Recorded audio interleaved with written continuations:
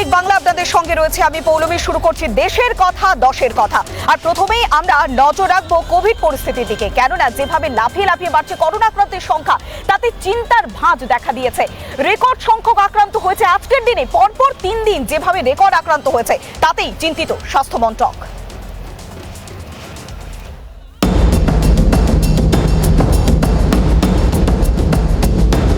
Covid সংক্রমণে আবার record, পরপর 3 দিন রেকর্ড গড়ে দেশে কোভিডে আক্রান্তের সংখ্যা বাড়ছে হু হু করে। মাসখানেক আগে কোভিডের নতুন স্ট্রেন আসার পরই বিশেষজ্ঞরা বলেছিলেন এই স্ট্রেন আগের থেকেও মারাত্মক, তাই সংক্রমণ হবে অতি দ্রুত হারে। বাস্তবে হচ্ছেও তাই। 8ই এপ্রিল একদিনে সংক্রমিত হয়েছেন 1,26,789 জন।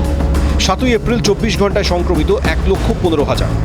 6ই এপ্রিল প্রথমবার দেশে একদিনে সংক্রমণ ছড়ায় 1 লক্ষ। দেশে আক্রান্তের সংখ্যা 1,29 লক্ষ। এই মুহূর্তে বিশ্বে আমেরিকা এবং ব্রাজিলের পর ভারত কোভিড আক্রান্তের সংখ্যায় তৃতীয়। এদিকে দেশের কিছু জায়গায় কোভিড প্রতিষেধক কম থাকায় বা একেবারেই না থাকায় তা দেওয়ার কাজ থমকে যাচ্ছে বলে অভিযোগ। যদিও কেন্দ্রীয় স্বাস্থ্যমন্ত্রী হর্ষবর্ধনের দাবি প্রতিষেধক কম পড়েছে এমন খবর ঠিক নয়। দেশে এই মুহূর্তে কোভিড আক্রান্ত মূলত 5টি রাজ্য: মহারাষ্ট্র, কেরালা, কর্ণাটক, অন্ধ্রপ্রদেশ, তামিলনাড়ু। মহারাষ্ট্রে পরিস্থিতি ক্রমশ জটিল। পরিস্থিতি নিয়ন্ত্রণে বিভিন্ন শহরে নাইট কারফিউ হয়েছে। উত্তরপ্রদেশের লখনৌ, কানপুর, বারাণসী, প্রয়াগরাজে নাইট কারফিউ। পাঞ্জাবে গোটা রাজ্যেই চলছে নাইট কারফিউ। গত 24 ঘন্টায় দেশে 29,79,000 প্রতিষেধক দেওয়া হয়েছে। এ পর্যন্ত দেশে মোট 9 কোটি মানুষকে প্রতিষেধক দেওয়ার কাজ সম্পন্ন হয়েছে বলে জানিয়েছে কেন্দ্রীয় স্বাস্থ্য মন্ত্রক। পরিস্থিতি পর্যালোচনায় প্রধানমন্ত্রী নরেন্দ্র মোদী দেশের সমস্ত মুখ্যমন্ত্রীর সঙ্গে আলোচনায় বসতে চলেছেন। রিপাবলিক বাংলা।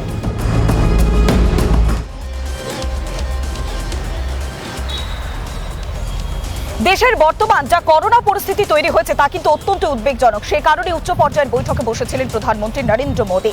সেখানে তিনি মূলত করোনা নিয়ে যে ঢিলে ঢালা মনোভাব সেই বিষয়টিকেই দায়ী করেছেন এবং একই সঙ্গে মুখ্যমন্ত্রীদের সঙ্গে ভার্চুয়াল বৈঠকে তিনি বলেছেন যে একটু যদি সচেতন হওয়া যায় এবং যদি বেশি করে পরীক্ষার মাত্রা বাড়ানো যায় তাহলে করোনাকে মোকাবেলা করা যাবে।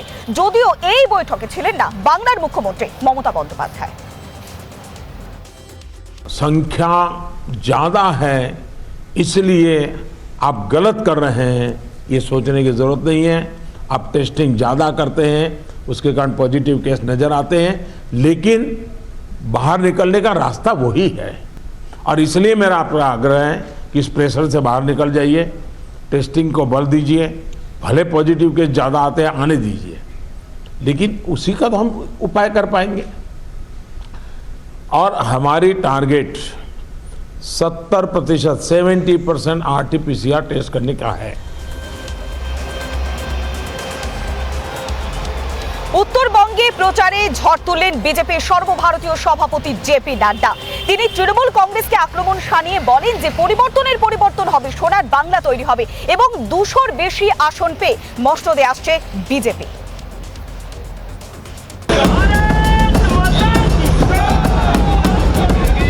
শনিবার চতুর্থ দফার ভোট শেষ বেলার প্রচারে ঝড় তুলতে মরিয়া গেরুয়া শিবির।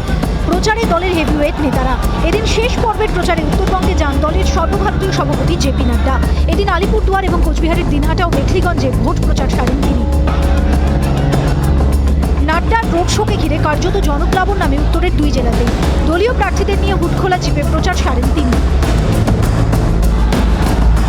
দুপারে গেরুয়া পতাকায় মুড়ে ফেলা হয় এলাকা। রোড শো থেকেই 21-এর ভোটে 200-র বেশি আসন নিয়ে জয়ের ব্যাপারে আত্মবিশ্বাস তার গলায় ঝরে পড়ে। धूप में आप सबका उत्साह देख रहा हूं, वो सीधे बता रहा है कि बंगाल में इस बार 200 पार, इसके लिए একই সঙ্গে মমতা সরকারের বিরুদ্ধে দুর্নীতি ইস্যুতে সুর চড়ান নাড্ডা। तुष्टीकरण रहा और तानाशाही रही, लोगों के प्रजातांत्रिक अधिकारों का हनन हुआ, विकास नाम की कोई चीज नहीं रही, महिलाओं के साथ अत्याचार हुआ। यह प्रदेश ह्यूमन ट्रैफिकिंग में सबसे आगे नंबर पर आकर के खड़ा हो गया, एसिड अटैक में सबसे आगे खड़ा हो गया, रेप केसेस में सबसे आगे खड़ा हो गया। और ममता जी कहती है कि मैं यहाँ की बेटी हूँ, मैं यहाँ की माँ हूँ। সব মিলিয়ে শেষ দফার প্রচারে উত্তরে ভোট প্রচারে কার্যত গেরুয়া ঝড় তুললেন নাড্ডা। জঙ্গলমহলের পর উত্তরবঙ্গ, যেটা বিজেপির কাছে শক্ত ঘাঁটি, সেই শক্ত ঘাঁটি থেকে সর্বাধিক সমস্ত আসনে জয়লাভ করে 200-র বেশি আসন যেটা লক্ষ্যমাত্রা রাখা হয়েছে বিজেপির তরফ থেকে, তা নিয়েই কিন্তু সরকার গঠনের ব্যাপারে আশাবাদী বিজেপি নেতৃত্ব। ভিডিও জার্নালিস্ট দেবাশিসের সঙ্গে কিংশুক ভাস্কর, রিপাবলিক বাংলা, কুচবিহার। বঙ্গে প্রচারে এসে নারী সুরক্ষা নিয়ে বরাবরই সরব হয়েছিলেন যোগী আদিত্যনাথ। তবে এবার স্কুল কলেজের পড়ুয়াদের জন্য অ্যান্টি রোমিও স্কোয়াড তৈরি হবে এবং একই সঙ্গে একাধিক পদক্ষেপ নেওয়া হবে। নারী সুরক্ষার পাশাপাশি নাগরিক পঞ্জি নিয়েও তিনি প্রশ্ন তুলেছেন। পাশাপাশি একাধিক ইস্যুতে তৃণমূলের বিরুদ্ধে আক্রমণ শানিয়েছেন উত্তরপ্রদেশের মুখ্যমন্ত্রী যোগী আদিত্যনাথ।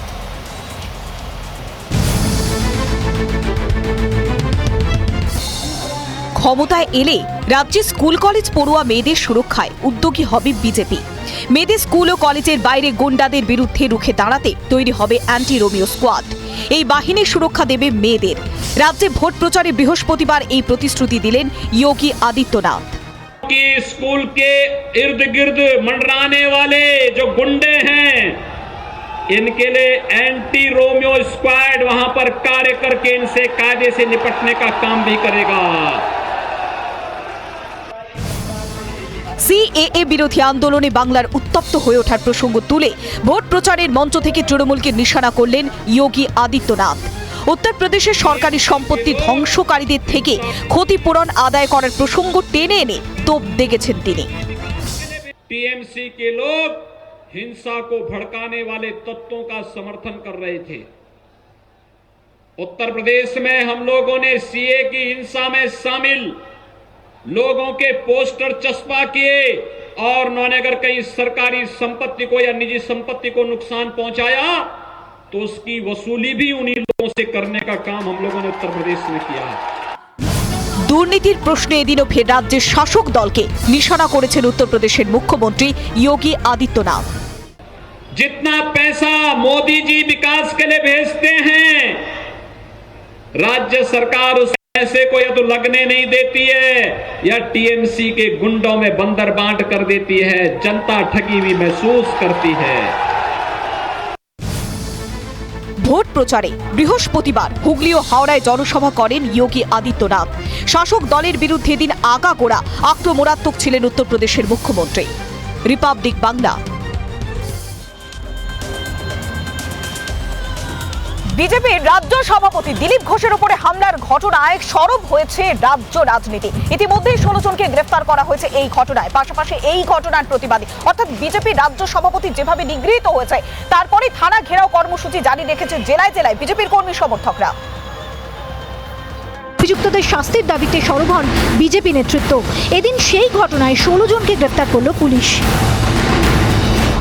দিলীপ ঘোষ তিনি এই গাড়িতেই ছিলেন এবং সেই গাড়িতে কিভাবে আক্রমণ চালানো হয়েছে একেবারে দিনের আলোর মতো স্পষ্ট, এবং গাড়ির ভেতরে এখন অবধি কিন্তু প্রচুর কাঁচ ছড়িয়ে রয়েছে। চতুর্থ দফার ভোট শুরুর আগে বিজেপির রাজ্য সভাপতির ওপর হামলার ঘটনায় তুঙ্গে ওঠে রাজ্য রাজনীতি। এই ঘটনায় শাসক দলের বিরুদ্ধে সরব হয় গেরুয়া শিবির। ঘটনার প্রতিবাদে এদিন থানা ঘেরাও কর্মসূচি পালন করে বিজেপি নেতৃত্ব।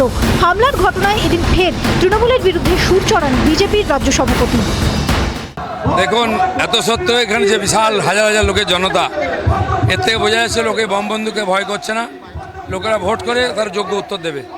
आपसे कल हमारे प्रदेश के सभापति माननीय दिलीप घोष जी के ऊपर आक्रमण हुआ और जो हमारे पास वीडियो आया उनके गाड़ी में उनके पीएसओ जो उठाया है, एकदम स्पष्ट देखा जा रहा है कि पुलिस मुखदर्शक है। और यही चीज़ हमें देखा गया था जब हम उस दिन काफिला में मैं भी था, जब हम डायमंड हार्बर गए थे हमारे राष्ट्रीय सभापति श्री नड्डा जी के काफिले में। सिर्फ बंगाल में ही ऐसा क्यों होता है कि लॉ एंड ऑर्डर की स्थिति इतनी नाजुक है कि यहाँ पे 8 चरणों में चुनाव कराए जा रहे हैं और कहीं ना कहीं ममता बनर्जी पे ये रिफ्लेक्ट करता है, जो प्रदेश की मुख्यमंत्री भी हैं और गृह मंत्री भी। বিরোধীদের অভিযোগ নির্বাচনে অশান্তির পরিবেশ তৈরি করতেই পরিকল্পিত হামলা চালানো হচ্ছে। ভিডিও জার্নালিস্ট দেবাশিসের সঙ্গে ভাস্কর, রিপাবলিক বাংলা, কুচবিহার।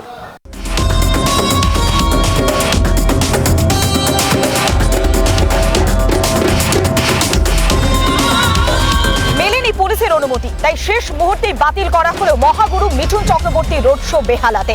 আর এরপরেই পুলিশের ভূমিকা নিয়ে প্রশ্ন উঠছে এবং এরপরেই পণ্যশ্রী থানা ঘেরাও করে বিক্ষোভ দেখাতে শুরু করে বিজেপি তারকা প্রার্থী শ্রাবন্তী।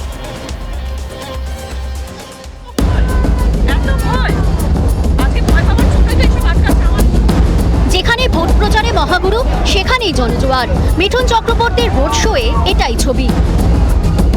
তবে খোদ কলকাতায় মহাগুরুর রোড শো এর অনুমতি মিলল না। বৃহস্পতিবার শেষ পর্যন্ত বাতিল করতে হলো বেহালায় মিঠুন চক্রবর্তীর কর্মসূচি।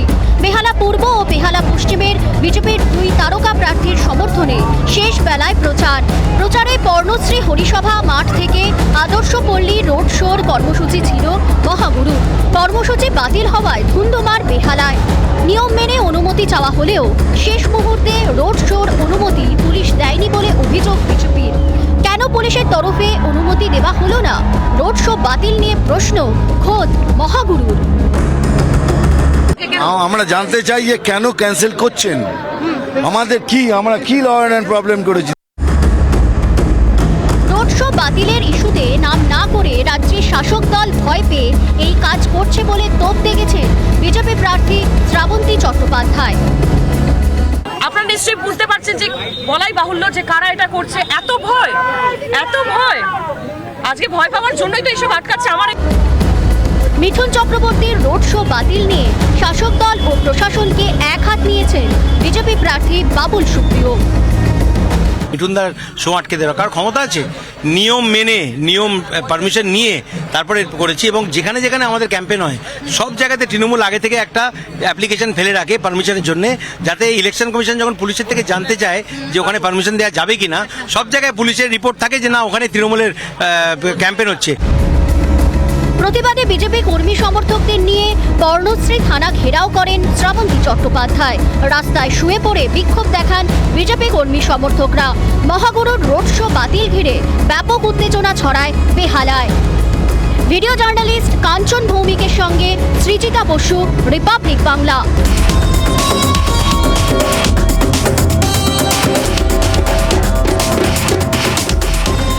চতুর্থ দফার নির্বাচনের আগে রাজ্যের একাধিক জায়গায় হিংসার ঘটনা, যা আরো একবার বেআব্রু করলো বাংলার সন্ত্রাসের ছবিটা। বীরভূমের সাঁইথিয়া ব্লকের আমোদপুরের সাংরা অঞ্চলে এক আদিবাসী গ্রামে বিজেপির কর্মীরা পতাকা টাঙাতে গেলে তৃণমূল কর্মীর সঙ্গে বচসা, পরে সংঘর্ষ বেঁধে যায়। তৃণমূলের অভিযোগ, সাংরা অঞ্চলে তাদের দলীয় কার্যালয় ভাঙচুর করা হয়। সংঘর্ষ থামাতে ঘটনাস্থলে যায় আমোদপুর ফাঁড়ির পুলিশ।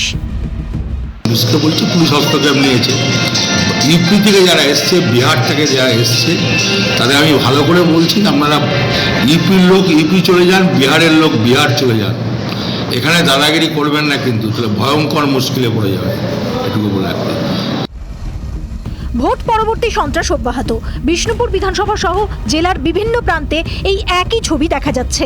দক্ষিণ 24 পরগনার বিষ্ণুপুর থানার অন্তর্গত মাগুরখালী এলাকার ঘটনা। বিজেপি কর্মী সমর্থকদের অভিযোগ, তৃণমূল আশ্রিত দুষ্কৃতীরা এলাকা অশান্ত করার চেষ্টা করছে। উত্তেজনা খানাকুলে। দোকান ও বাস ভাঙচুরের অভিযোগ তৃণমূলের বিরুদ্ধে। ঘটনার প্রতিবাদে দুষ্কৃতীদের গ্রেফতারের দাবিতে খানাকুলের রামনগরে ব্যবসায়ী সমিতির পক্ষ থেকে টায়ার জ্বালিয়ে পথ অবরোধ ও বিক্ষোভ হয়। অভিযোগ, খানাকুল বিধানসভা কেন্দ্রের তৃণমূল কংগ্রেসের প্রার্থী মুন্সি নাজিবুল করিমের নেতৃত্বে খানাকুলের বিভিন্ন জায়গায় সন্ত্রাস চালায় তৃণমূলের দুষ্কৃতীরা। রিপাবলিক বাংলা।